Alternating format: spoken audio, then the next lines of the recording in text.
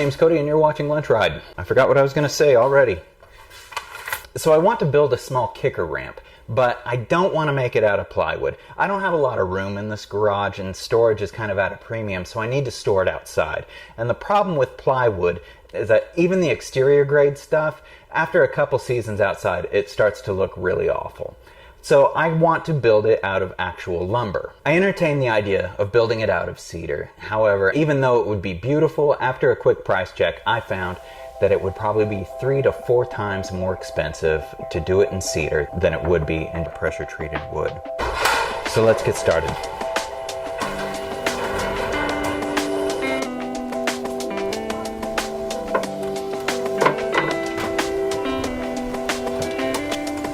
So I drew up some plans on the computer to get an idea how big I wanted it and how I wanted it to be built. This also allowed me to get a list of materials so I could go shopping. If you want to build this ramp or at least tinker with the design to suit your needs, I will leave a link to a measured drawing below. Along with the lumber, I also had a piece of 1/4 inch plywood. This is to help me make a template for the radius pieces for the kicker. First, I'll lay out the radius by putting the plywood on the ground and set up a center pivot point. After some research online, I've decided on a radius of 9 foot 6 inches. So by creating this template, I can make sure that the curve is nice and smooth. Of course, there are plenty of ways to do this. You could freehand this, or you could use something bendy like a long stick and get good results. But as for myself, I wanted to do it the hard way.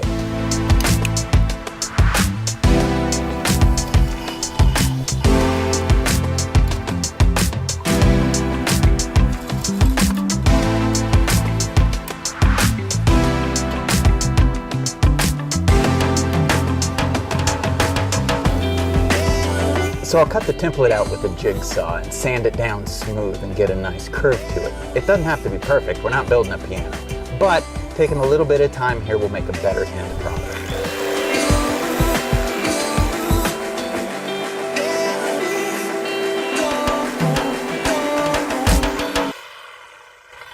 Just kidding.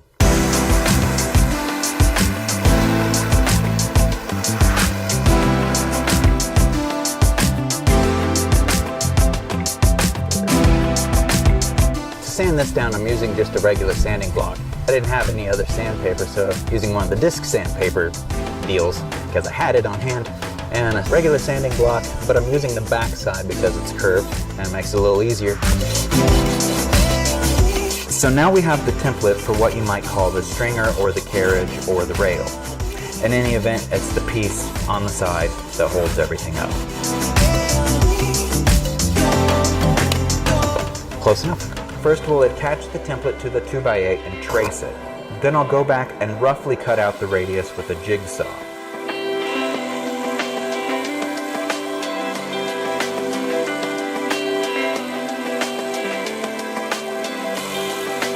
Well, now the piece is cut, but it's a little rough. So to finish it off, I'll reattach the template and use a router with a pattern bit. A pattern bit is a straight cut bit with a bearing on the end that will follow along the 1/4 inch plywood and transfer the pattern to our piece. Well, it's starting to rain, so I might move this inside. Some clamps on here. Wear ear protection, because it's loud as shit.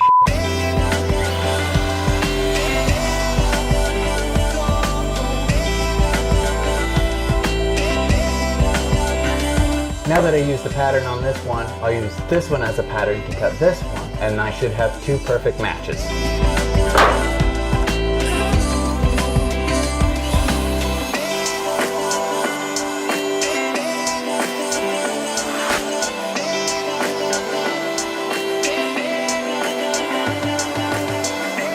Now the legs are going to be real simple. With the drawings that I made, I can take a measurement off that, or you can just eyeball it how high you want the ramp to be. I know that I want the legs to rake out a little bit, as you can see in the plans. It makes for a sturdier ramp in my opinion.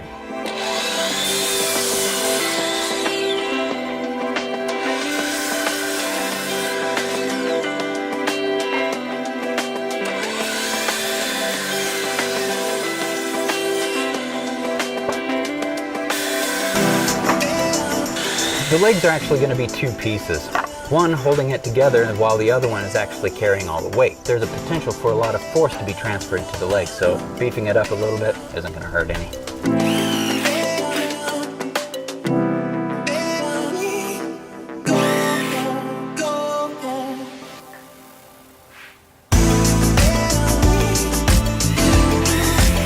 Now I could use my plans and guess on the cut on the bottom of the ramp where it touches the ground, but here's a great way to figure that out. What I'm actually going to do is clamp the leg into place, then using a straight edge that's long enough, I'll place that on the leg like this, as if it were the ground, and trace where it intersects.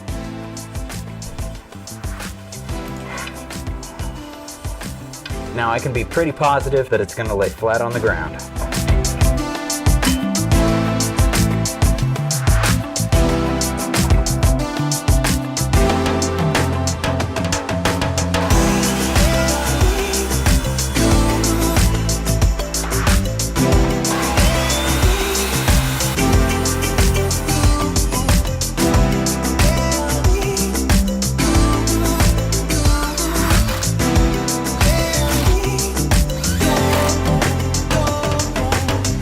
Next, I put on a couple of cross braces and use torque screws to fasten it all together.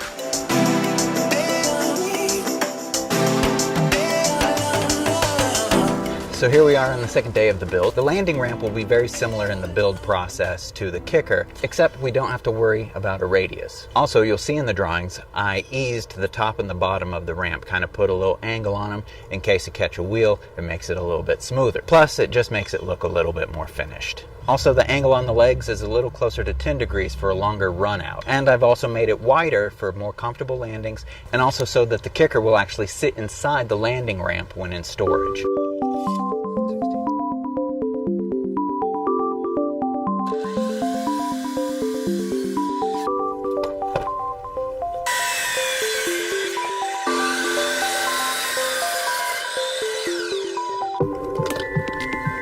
Next, just like the other ramp, I'm going to cut the legs.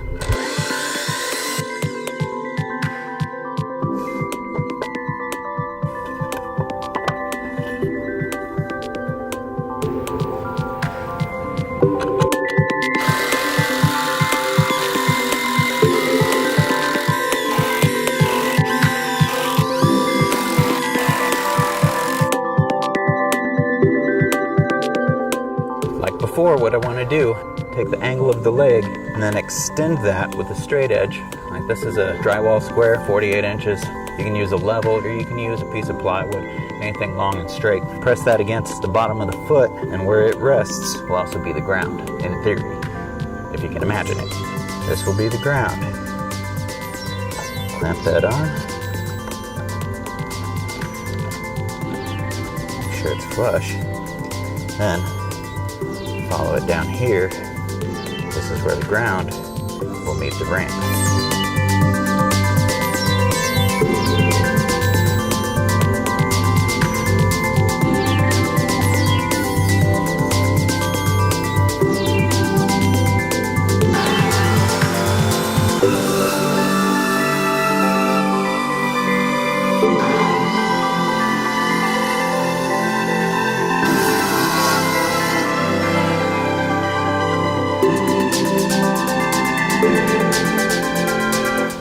See the ramp really starting to take shape. I'm going to cut a couple cross braces and start screwing it together.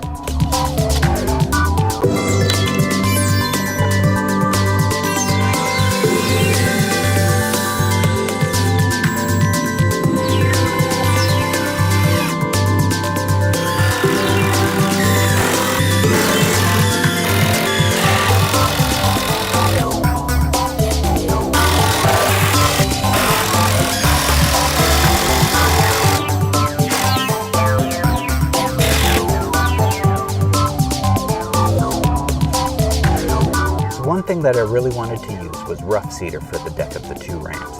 However, as I said before, it was really expensive, and using just pressure-treated lumber, it can get kind of slick if it gets a little bit wet. So what I'm going to do is use the router to cut some grooves in the top of it to rough up the surface a little bit and give us a little bit more traction.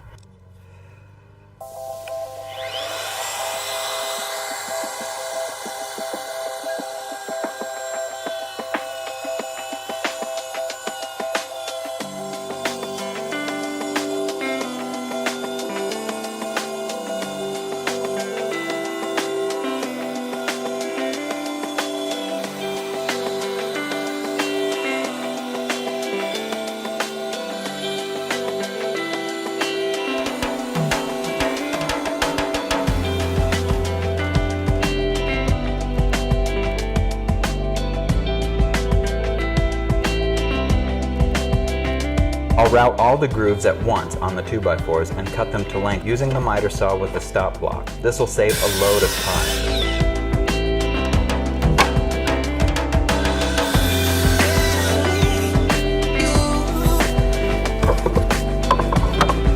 So I got all the deck pieces cut. I just need to attach them on there. I'm going to use little drop-off pieces that I cut to a 1/2 inch thick. I'm going to use them as spacers for all the deck boards in between. I'm going to screw them down, and it should be ready to ride.